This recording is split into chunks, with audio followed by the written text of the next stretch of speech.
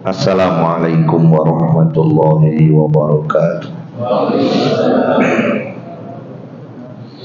Alhamdulillahirabbil alamin, asyhadu an la ilaha illallah wahdahu la syarikalah, asyhadu anna Muhammadan abduhu wa rasuluh sallallahu alaihi wasallam. Ya ayyuhalladzina amanu taqullaha haqqa tuqatih wa la tamutunna illa wa antum muslimun.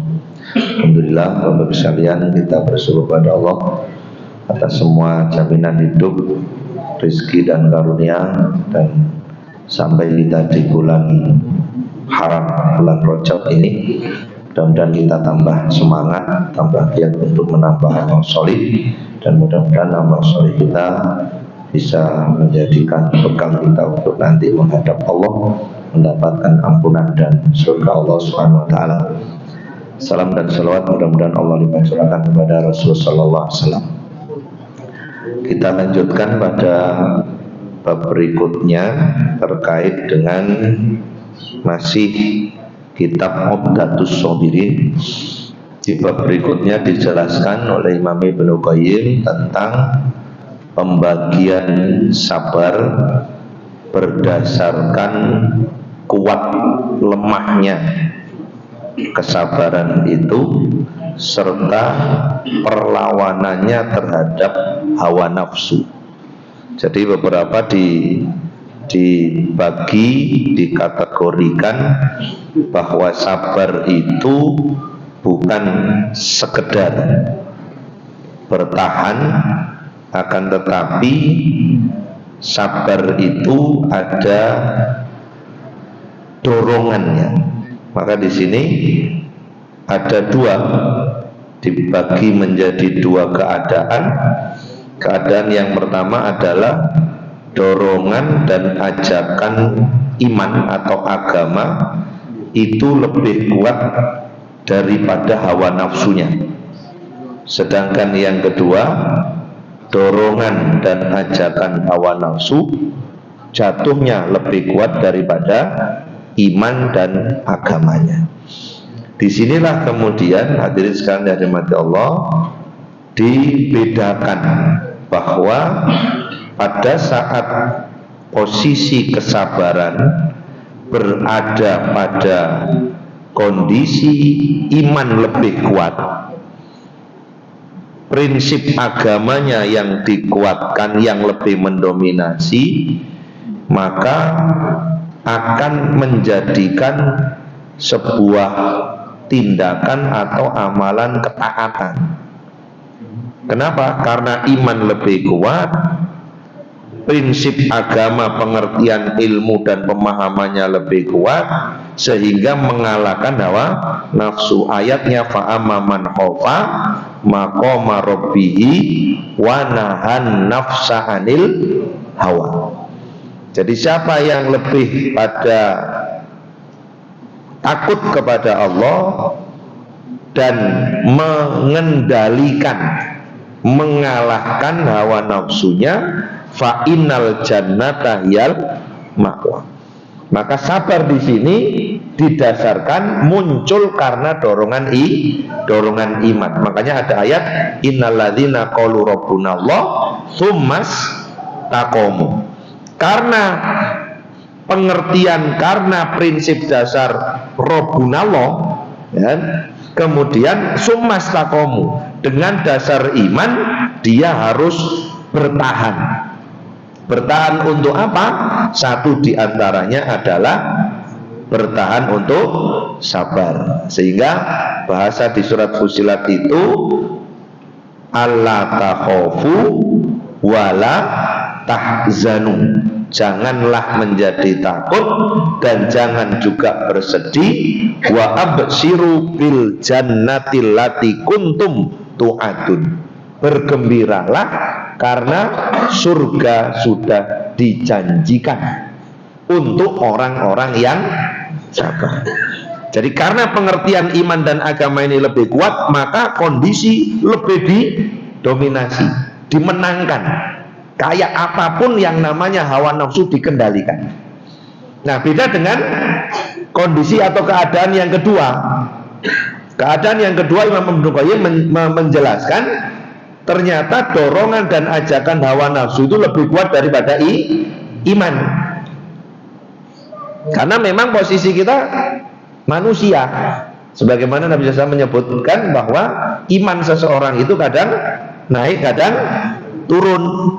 Kadang ibadah kita itu semangat, kadang males. Ya, musim hujan kadung semangat, terabas.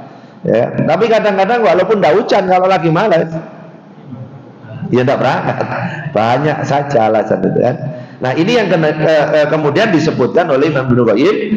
Nah, dorongan ini, ya kan, ketika hawa nafsu itu kemudian lebih kuat, maka bisa dipastikan ada kekuatan lain yang memanfaatkan ini, dan kekuatan itu adalah kekuatan setan. Makanya kata Allah Subhanahu wa taala bahwa setan itu ditetapkan menjadi musuh kita yang nyata. Dia lebih tahu posisi kita, sedang innahu yarawnahu huwa wa qabilu yarawnahu min haitsu la tarawnahum. Jadi mereka dan bala tentaranya itu lebih paham, lebih tahu posisi kita, kondisi keadaan kita, dan kita tidak tahu posisi keadaan mereka. Saya jenengan sama-sama duduk, setan tahu siapa yang saat ini posisinya lemah, ya, dorongan nafsunya lebih kuat, ya, itu tahu. Kita nggak tahu mereka. Makanya diperintahkan oleh Nabi SAW, ketika kita dalam kondisi itu kita tidak tahu bahaya apa enggak, kita diperintahkan untuk menjaga pagi dan petang. Salah satu di antara isi doa pagi dan petang adalah a'udzu bikalimatillahi tammati min syarri ma khalaq. Kita nggak tahu posisi kita, lemah apa kuat, mungkin iya, tapi posisi setan kita nggak ngerti seperti apa daya pengaruhnya. Karena di situ nanti ketika dorongan ajakan hawa nafsu lebih kuat daripada iman atau dorongan agama pengertiannya, maka di sini ada menjadi dua keadaan lagi. Satu, dia menjadi bagian daripada pengikut setan. Jadi rinci sekali. Jadi ketika dorongan nafsu itu lebih kuat, maka dibagi lagi menjadi dua. Dia termasuk golongan pengikut setan. Jadi pengikut setan itu berarti setannya yang pengaruhnya lebih kuat. Yang kedua, setan jadi bala tentaranya. Jadi kalau dorongan nafsu ini lebih dominan, lebih kuat ketimbang imannya, maka ada dua keadaan. Imam Ibnu Qayyim membagikan. Satu, dia bisa jadi pengikut setan, berarti kekuatan setan pengaruhnya lebih kuat. Yang kedua, justru setan menjadi bala tentaranya. Dari mana itu? Kalau setan dikatakan dari bala tentaranya, kan ada orang yang nggak usah digoda setan karena perbuatannya sudah, lu kan begitu? Kan ada orang itu setan nggak perlu mempengaruhi karena sudah jadi. Satu contoh, makan tangan kiri. Siapa yang makan minum tangan kiri? Setan. Fa inna syaitana yaqulu wa yashrabu bismillah. Selesai. Jadi tidak usah digoda. Kenapa tidak usah digoda? Karena itu sudah perbuatan tabiat setan. Setan jadi ngikut saja sudah. Setan jadi ngikut saja. Beda dengan ketika saya penjenengan tidur malam. Kata Nabi SAW, kalau bisa tidur malam dalam kondisi wudu, suci kita. Meskipun Nabi SAW suatu saat pernah, Nabi itu mohon maaf tidur malam dalam keadaan suci, pernah tidur malam dalam keadaan junub tapi wudu, pernah dalam keadaan junub mandi kemudian tidur, kemudian pernah tidak wudu ya tidak junub, tidak wudu tidak mandi, dalam posisi junub tidur sampai pagi. Nah, di perintahnya Nabi SAW menyatakan, siapa saja yang kemudian tidurnya dalam membawa wudhu atau dalam keadaan suci, maka dia disertai malaikat. Malaikat akan menyertai dalam tidurnya, dalam bahasa lafaznya berada di selimutnya. Artinya apa? Pengaruh setan tidak akan mungkin datang. Ketika ia bangun, malaikat pun akan memberikan pengaruh positif berdoa kepada Allah, ya Allah ampuni hambamu yang tidur dalam posisi suci. Padahal pada saat Nabi SAW menyatakan ketika orang itu dalam tidur berada dalam ikatan setan, jumlahnya 3 ikatan. Makanya ketika bangun tidur dia langsung berdoa dan berzikir, lepas 1 ikatan. Ketika langsung kemudian berangkat ke tempat wudhu, berwudhu dia lepas 1 ikatan yang kedua. Dan saat ia kemudian langsung menunaikan sholat, lepaslah semua ikatan. Jadi kalau saya bangun pegang HP, nggak lepas ikatannya itu. Bisa jadi nanti kemudian tambah kuat ikatan. Nah ini. Jadi kalau yang seperti itu, setan nggak usah mempengaruhi. Dia bukan jadi pengikut setan, bukan. Ketika dia berbuat sudah sebagaimana yang dituju oleh setan, maka setan menjadi pengikutnya. Tinggal ngikut saja sebagaimana ma yufarriquna bihi bainal mar'i wa zauji. Dalam tafsir Ibnu Katsir ayat itu diterjemahkan bahwa program unggulan setan itu adalah memisahkan suami dari istrinya. Maka kalau ada, saya telah menjadikan dia tidak sholat, saya menjadikan dia sudah tidak lagi menutup aurat, saya menjadikan dia bermaksiat, oleh pemuka atau pimpinannya setan dianggap biasa. Tapi ketika ada pasukan setan kemudian melaporkan, saya telah memisahkan suami dari istrinya, duduk kok di samping, engkau telah berbuat yang istimewa. Maka inilah yang kemudian tadi ada dorongan nafsu yang lebih kuat, menghasilkan 2 keadaan. Dia menjadi pengikut setan karena pengaruh setan terus. Makanya saya penjelasan ketika baca Quran pun jangan sampai terpengaruh oleh setan. Perintahnya wa idza qara'tal Qur'an fasta'id billahi minasyaitonir rajim. Saat kita baca Quran, supaya baca Quran kita benar-benar sesuai dengan apa yang ditetapkan oleh Allah. Kadang-kadang mohon maaf baca Quran tapi ingin enak deh. Masya Allah, enak bacaan Quran. Nangis saya. Kenapa Pak nangis? Enak. Loh. Enak kok nangis? Kan kadang-kadang nggak ada nyambung. Nangis kok gara-gara? Kenapa Pak mendengarkan Quran kok nangis? Enak. Enak kok malah? Nah, terharu saya. Kenapa terharu? Suaranya. Loh, kenapa suaranya jadi terharu? Padahal harusnya kita bisa menangis, kita bisa tersenyum, kita bisa yakin, kita bisa percaya diri kalau kita membaca Al-Quran, gitu.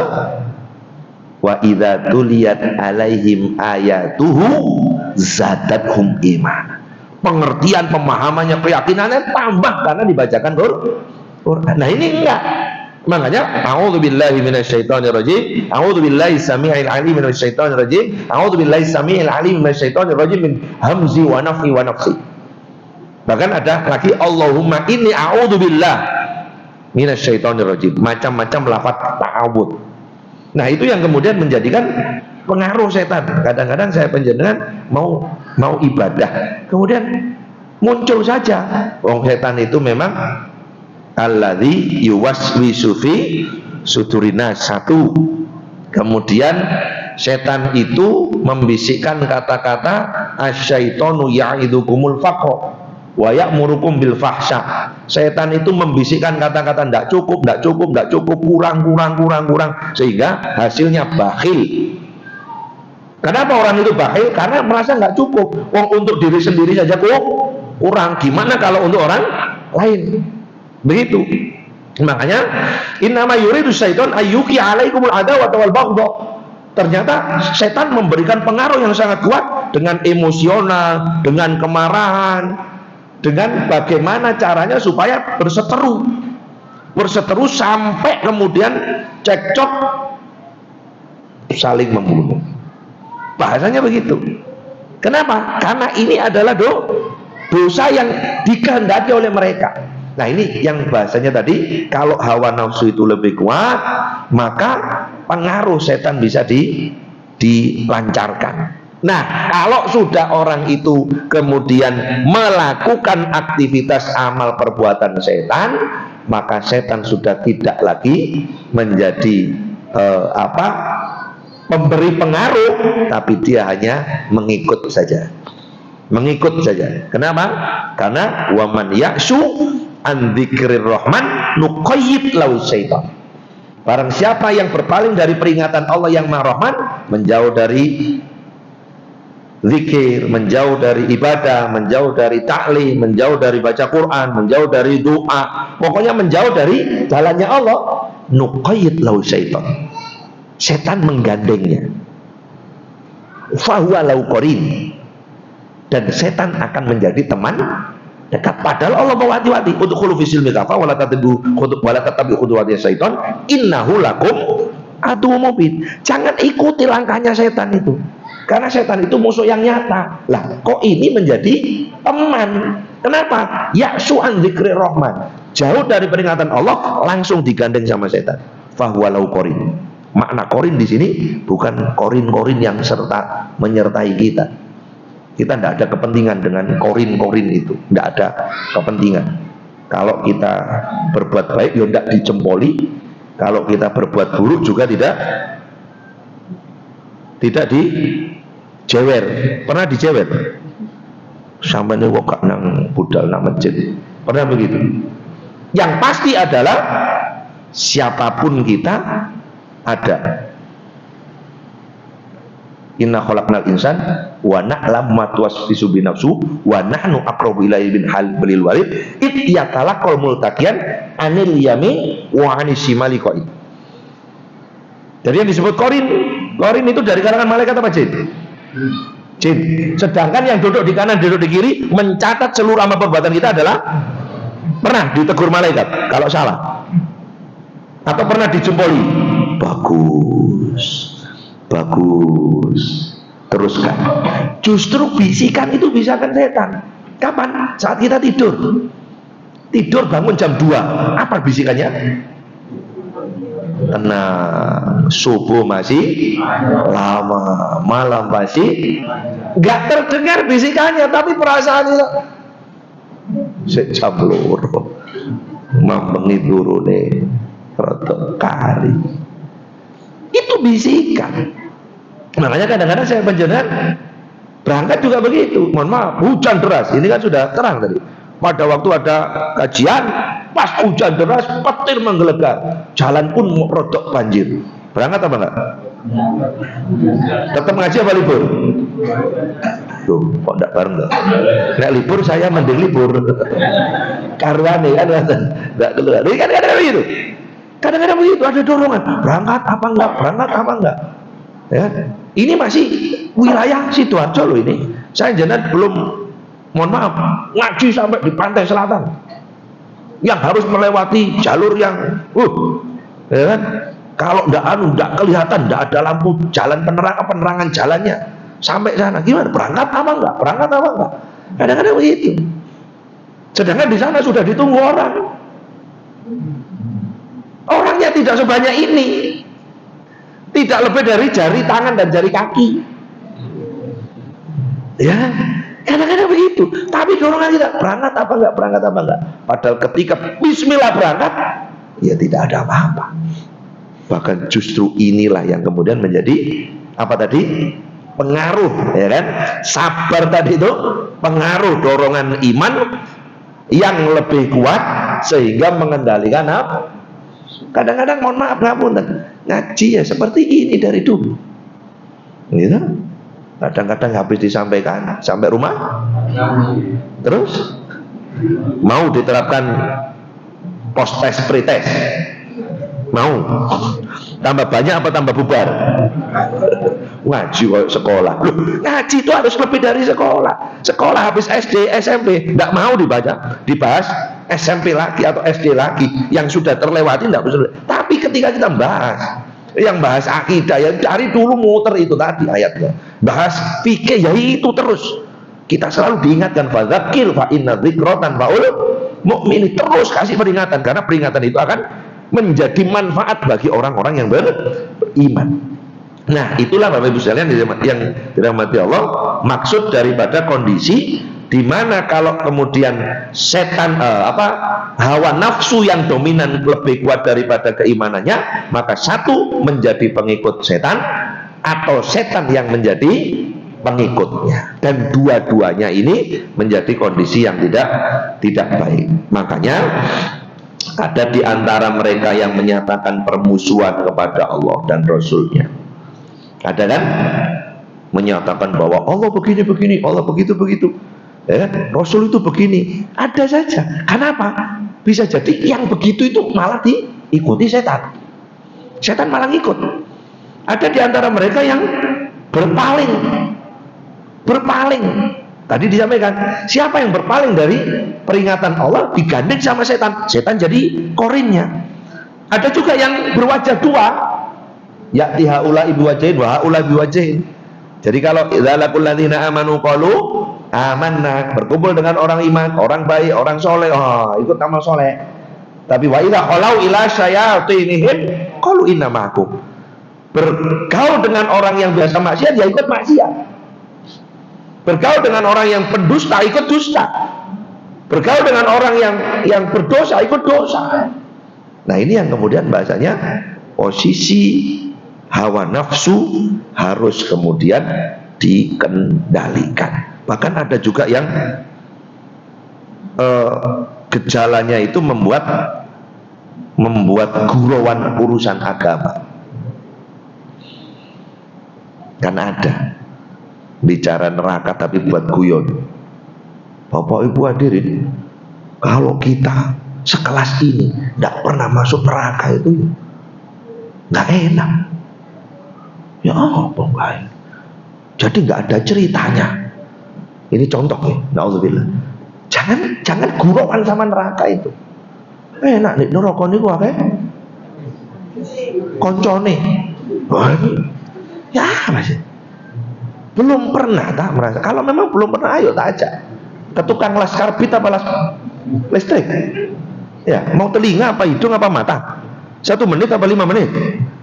Kok sampai yang mengguraukan, ya kan? Mengguraukan sesuatu yang mengerikan, dan itu ancaman. Sampai Nabi SAW, seandainya engkau diperlihatkan dengan kondisi yang pernah diperlihatkan kepadaku, niscaya engkau akan banyak menangis dan sedikit tertawa. Nabi SAW diperlihatkan gambarannya neraka. Siapa itu? Malaikat Jibril yang disobek mulutnya sampai tembus ke tengkuknya.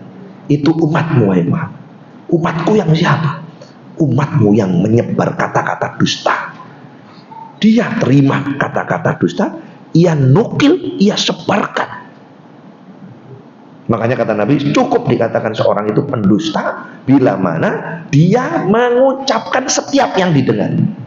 Setiap yang didengar pasti disebarkan tanpa ada klarifikasi, tanpa ada cek-recek. Siapa itu Muhammad? Siapa itu malaikat Jibril yang dia dipecah kepalanya di atas batu? Dia adalah orang yang sudah mengakses ilmu tapi tidak disebarkan, dan justru dia melanggar karena ilmunya. Siapa itu malaikat Jibril yang direbus di atas tungku?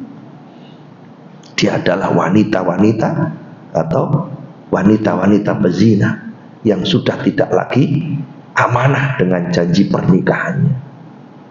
Sampai begitu. Nah, ini yang kemudian bahasanya ada yang membuat gurauan, yang seharusnya seandainya engkau diperlihatkan, engkau tidak akan pernah sempat tertawa dan akan terus menangis. Maka ini yang kemudian disebut oleh Imam Ibnu Qayyim adalah masuk dalam kondisi orang yang hawa nafsunya lebih dominan mengalahkan daripada imannya. Ya pasti tidak sabar. Pasti tidak akan mungkin melahirkan sebuah kesabaran. Karena nanti kesabaran itu akan terjadi pada seseorang ketika orang itu sudah benar-benar bisa mendominasikan atau memenangkan iman dan agamanya. Sehingga ada pada prinsip ini yang namanya sabar itu dibagi menjadi satu, sabar pada saat dia menjalankan perintah. Sabar pada saat ia menjalankan perintah. Kadang-kadang kita dalam menjalankan perintah kurang sabar. Siapa contohnya? Nabi Ibrahim alaihissalam. Diperintah oleh Allah, maka imannya kuat, dominan, mengalahkan hawa nafsunya, sabar. Apa jawaban Nabi Ismail? Ya abadi if'al ma tu'mar satajiduni insyaallah minas sobirin. Jawabannya sobirin. Ini mimpi apa perintah? Perintah apa mimpi? Yaumus syak, hari tarwiyah, terjadi kedua kali, menjadi yaumul arafah, hari kepastian bahwa mimpi itu benar-benar perintah wahyu. Maka hari ke-10 Dzulhijjah adalah yaumun nahar, hari dilaksanakannya perintah itu. Makanya di surat Shafat disebutkan qad shaddaqta ru'yah, hai Ibrahim, engkau telah membenarkan mimpi itu dan engkau laksanakan di pagi hari ini. Oleh karena itu stop, jangan dilanjutkan. Bahasanya begitu. Inna kadzalika najzil muhsinin. Aku akan memberikan balasan orang-orang yang berbuat baik. Disuruh menyembelih anak, diperintah untuk menghadapi sang ayah karena menjadi pembuat patung yang harus menerima resiko, akhirnya berstrategi gimana caranya patung itu dihancurkan, yang hasil akhir menjadi terpidana, dihukum bakar massa saat beliau masih belia, menjalankan perintah Allah untuk berdakwah. Makanya sampai hal ini muncul di dalam surat Luqman, di mana ya bunayya aqimis sholata wa'mur bil ma'ruf wanha 'anil munkar wasbir ala ma asabak. Jadi laksanakan sholat, amar ma'ruf dan nahi mungkarlah, bersabarlah apapun yang menimpa. Jadi di sini kemudian ketika kondisi keadaan itu kemudian iman, agama yang dominan, maka melahirkan sabar pada saat dia mendapatkan perintah. Yang kedua, sabar pada saat ada larangan. Contohnya Nabi Yusuf alaihissalam. Nabi Yusuf alaihissalam dijebak oleh sang ratu karena kepiawaiannya, karena ketampanannya. Bahasanya begitu, ya. Bahasa Quran pada saat idhamma bihi wa hamma biha, dalam satu ruangan berdua, si laki sudah tertarik kepada yang perempuan, perempuan sudah tertarik kepada yang laki-laki. Kalau seandainya Allah tidak menyelamatkan Nabi Yusuf, terjadi sudah. Terjadi. Makanya Nabi SAW melarang kita, la yahluanna rajulun bimra'atin wahid. Jangan sekali-kali seorang laki-laki berduaan dengan seorang perempuan. Pasti ada sesuatu di sini. Pasti ada sesuatu. Makanya ketika ada larangan, maka sabarnya adalah menjauh dari larangan itu.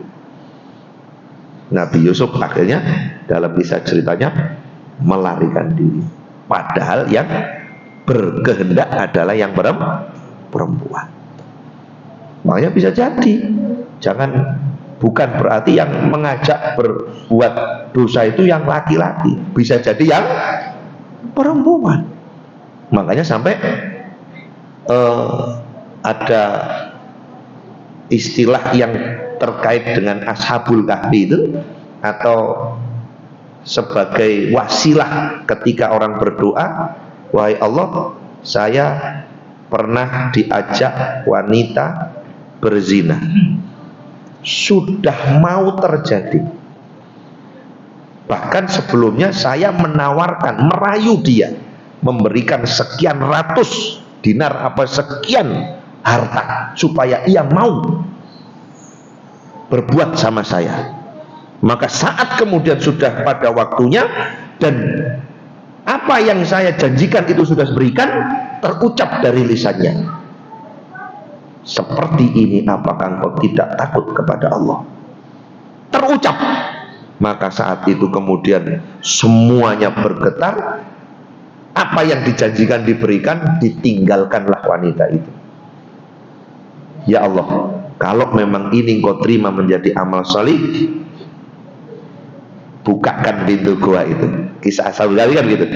Atau seorang yang diberikan naungan nanti di hadapan Allah saat tidak ada lagi naungan kecuali naungan Allah. Rojulun da'athu imro'atin dzu mansibin wa jamalin. Seorang wanita yang mengajak berbuat dosa, berbuat maksiat, berzina, maksudnya si wanita ini adalah orang yang punya duit, punya pangkat, dan punya kecantikan. Nggak usah pakai bondo apa-apa, ya, sudah cantik, sudah pangkat, sudah kaya, dia tidak berkenan karena qala inni akhafullah, saya takut kepada Allah. Makanya belum tentu loh saya jenengan dalam kondisi begini kemudian ini akhafullah loh Pak. Kalau Nabi Yusuf lari menjauh, kalau orang sekarang lari. Naudzubillah. Makanya Rabbana wala tuhammilna mala, ya Allah jangan berikan kami ujian yang kami tidak mampu menghadapinya. Kita harus doa itu. Kenapa? Kalau kita tidak mampu kemudian diberi, jatuh pasti jatuh. Makanya ketika ada larangan, dominasi iman, pengertian pemahaman dalam agamanya, mengalahkan hawa nafsunya, lari menjauh dari larangan itu.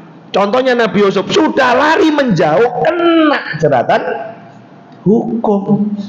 Dalam persidangan hakim menyatakan, kita investigasi gimana hasil duduk perkaranya. Kalau memang yang terkoyak itu adalah bagian busana depan Yusuf, maka Yusuf yang salah. Tapi kalau yang sobek, yang terkoyak itu adalah bagian belakang, maka yang salah adalah yang perempuan. Hasil akhir yang terkoyak bagian belakang, yang di penjara. Jadi sejak Nabi Yusuf, sejak zaman Nabi Yusuf, yang masuk penjara belum tentu yang salah. Belum tentu yang salah. Maka ini menjadi resiko kalau kemudian orang itu sabar dalam menjauh atau dalam menghindar dari larangan Allah, bisa jadi resikonya itu. Bisa jadi resikonya itu. Kalau menjalankan perintah amar ma'ruf, oke, mungkin resikonya tidak besar. Tapi yang jauh lebih besar adalah nahi mungkar. Tidak banyak orang bisa nahi mungkar karena resiko. Resiko ini tadi. Coba Nabi Yusuf mau, aman apa enggak? Oh aman. Semeneng wae yo, ojo kondo bojoku. Ternyata hasil akhir lari Nabi Yusuf, dibukalah pintu oleh sang raja. Di depan pintu siapa? Nabi Yusuf lari dari kejaran wanita. Dan di situ ada pintu-pintu, dibuka pintu, ternyata di balik pintu ada suaminya, ada rajanya. Apa kata wanita? Nah ini, wahai suamiku, apa kira-kira yang kau berlakukan kepada seorang yang ingin merendahkan istrimu? Waduh, luar biasa. Jadi kalau bahasa kita sekarang, jangankan sekarang, zaman itu orang pelintat-pelintut. Apa pelintat-pelintut? Apa pelintat-pelintut? Ya, wong tadi dia yang jebak, dia yang ngajak. Yusuf kemari, aku butuh, antarkan ini. Wah, jadi begitu. Di sini tidak ada apa-apa, tidak ada perasaan apa-apa, tidak ada mau apa-apa. Ya kan? Ternyata dijebak, tidak mau. Wahai Tuanku, apa yang kau kendaki untukku? Tidak diperkenankan yang demikian itu. Sudahlah, akhirnya lari, ketemu sama suaminya. Wahai suamiku, apa yang kau berlakukan kepada seorang yang ingin menghinakan istri? Wah, hati-hati. Ya, nek konangan baru pelintat-pelintut tadi kan begitu. Ya, ketika sudah kepergok, naudzubillah, makanya kata Nabi SAW, cukup istafti qalbaka. apapun itu minta pertimbangan hatimu. Yang dinamakan bir, yang dinamakan kebenaran atau kebaikan itu husnul khuluq. Perilaku, tabiat, akhlak yang baik itu sudah cukup dikatakan sebagai kebaikan. Wal ithmu, dan sedangkan yang disebut dosa ini bahasa hati, mahaka fi nafsika, apapun tindak perbuatan yang membuat hati terganjal, bikin hati tidak tenang, apapun. Ada seorang suami, mohon maaf bu, produk bakhil, medit. Ibu jadi istri ngambil duitnya suami tanpa izin, itu tenang apa gelisah?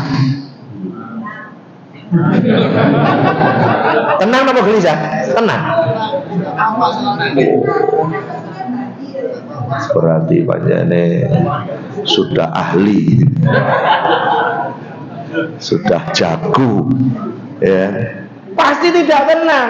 Kalau ketahuan pasti dia marah. Maka gelagatnya menunjukkan ketidaktenangan. Bahasanya begitu. Makanya tidak bisa suami bakhil, istri mengambil duitnya tanpa izin.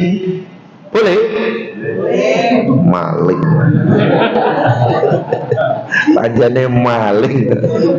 Iya kan? Kenapa? Kenapa kok bisa bakhil? Kenapa kok bisa mencuri? Ini bakhil tidak benar, ini mencuri tidak benar. Harusnya tidak terjadi keduanya. Ya, tidak usah terjadi keduanya. Ibu mohon maaf, keluar dari rumah, mohon maaf, tidak izin sama suami, pulangnya ya Pak? WA sama mana? Ayah mau gimana? Tidur bu, ya. Siapa ojo tiku kayo? Aku tak liwat buri. Cukup dikatakan hitam, itu dosa. Dosa. Mahaka fi nafsika wa karita ayatoli alainas. Sudah mengganjal di hati, bikin hati tidak tenang, kayak ada yang menyebabkan dia tidak apa? Kayak ada yang mengawasi, kayak ada yang mengintai, padahal nggak ada. Itulah gejolak jiwa, gejolak hati. Dan dia tidak suka kalau ketahuan orang lain.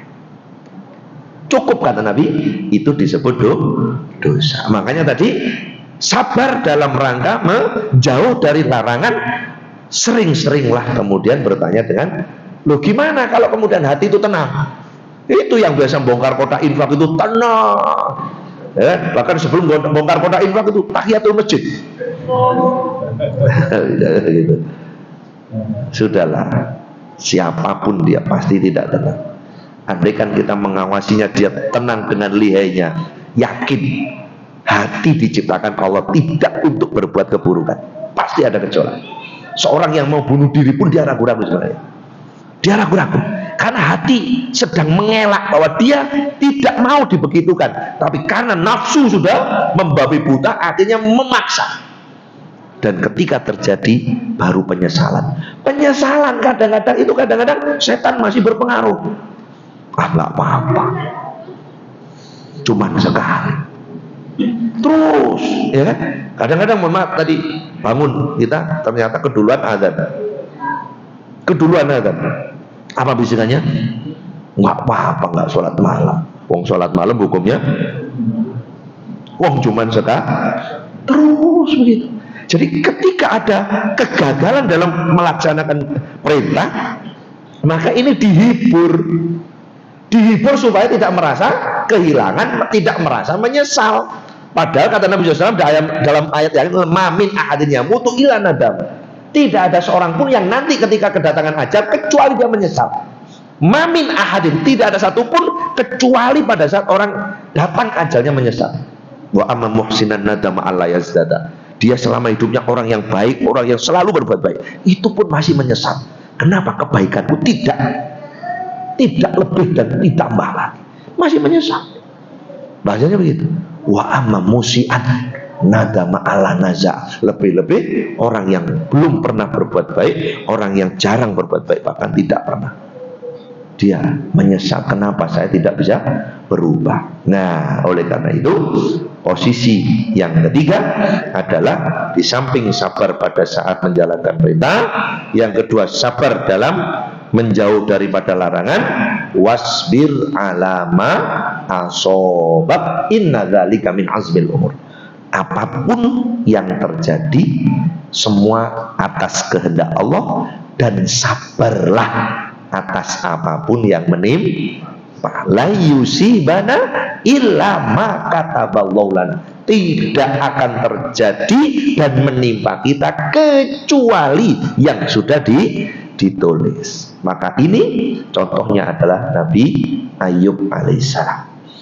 Pada saat beliau diberikan kekayaan, diberikan keturunan, diberikan pangan, ternyata dalam waktu sekejap dihabiskan sama Allah.